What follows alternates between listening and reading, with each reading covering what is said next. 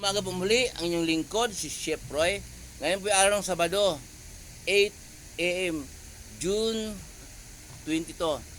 Shout out kay paring Ricky na kasama ko din sa Del's Grills ang restaurant na matagpuan sa Opry Road, Bulihan, Malulos, Bulacan. Palagi po nanonood ng video ko. At si JM Francisco, ang kaibigan natin, palagi po nanonood ng video. Shout out nga sa lahat ng nanonood ng video ito. Sa umaga po ito, lagi pong mayroon pong nag-comment po sa akin na ngayon panahon ng lagi po nabanggit yung galit po ng Diyos, baha, lindol, bagyo, kidlat. Noon po daw nagbasa din siya ng Bible ayaw pabanggit ng pangalan.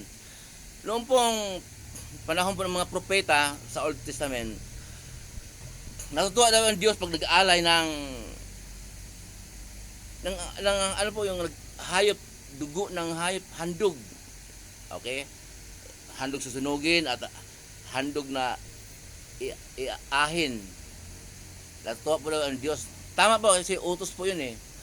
Noong panahon po ni Moises, utos na ngayon pong panahon ni Jesus, na panahon na tayo ng pagiging Kristiyano, panahon ni Jesus po, ibig sabihin ng panahon ni Jesus Kristiyano, yun po ibig sabihin noon. Ay, ano daw po ang handog? Tinanong ako na, siyempre, nung panahon ng mga propeta, may handog.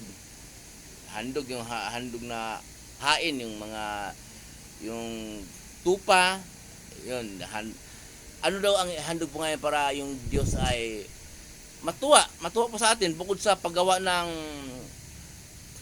mabuti, kasi po paggawa ng mabuti nandoon na yun eh, kaunti din po yun yung ang sabi ko daw kulang yung paggawa ng mabuti. Kailangan daw sumamba sa Diyos at sumunod sa mga turo ni Jesus.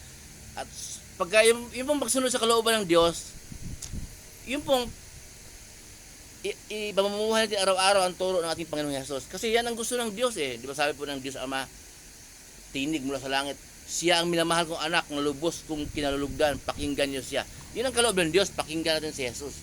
Yung mga turo niya. Basahin po natin kung anong, kasi nung araw po daw, ang handog nga, yung magkatay ng hayop. Anong handog daw ngayon? Wala bang handog o mayroon? Basahin po natin para sure po. Basahin po natin sa Hebreo 13:15 kung anong ihahandog natin sa Diyos para mabawasan po yung mga bagyo, lindol, mga galit po ng Diyos. Lagi pong galit ang Diyos sa atin eh. Tayo po lahat makasalanan. Yung handog po ihahandog po natin sa Diyos. Pakinggan po natin. Hebreo 13:15. Saan ba yun? Ito po. Pakinggan po natin. Kaya't lagi tayong mag-aalay ng papuri bilang handog sa Diyos sa pamamagitan ni Jesus. Papuring mula sa ating mga labi at nagpapahayag ng ating pagkakilala sa kanyang pangalan. Okay?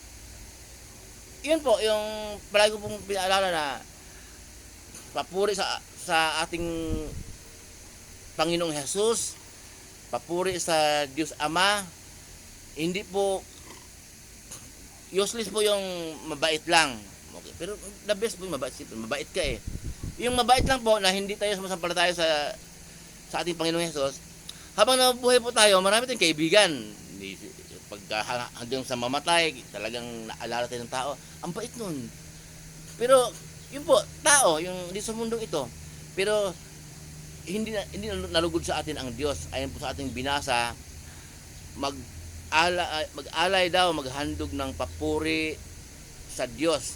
Yung mula sa ating mga labi at sa ating puso po. Yung taos puso talaga kasi po, pag naghandog tayo ng alay at papuri sa Diyos, nilahad natin ang kanyang salita at pinagkalooban ka ng Diyos ng kaalaman.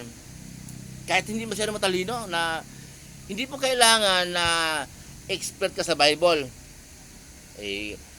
Mula lumang tipan, binasa mo, hanggang sa sa bagong tipan, tapos ginamit mo sa debate. Sobrang galing mo galing mo sa Bible.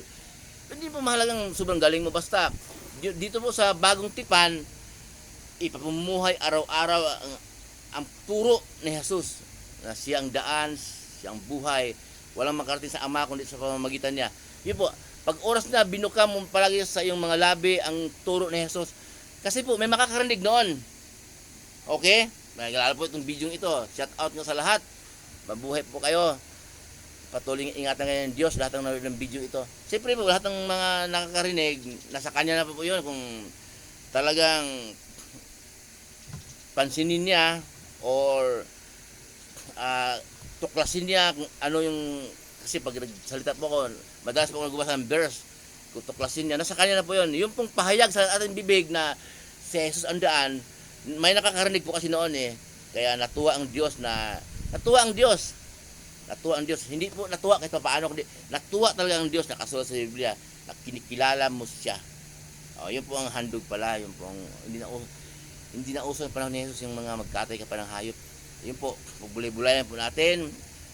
Lagi kong pinaalala ng yung lingkod na huwag mas maniniwala sa mga kung anong turo, basta yung mga maamong mukha, mga gwapo, mga mayayam, sobrang high-tech ang ganun maturo. At pakinggan po natin ang mga kanyang mga sinasabi at pagbulay-bulayan po. Muli po ang inyong lingkod, si Chef Roy. Mabuhay po kayo lahat ng video ito. Patuloy na ingatan ng Diyos.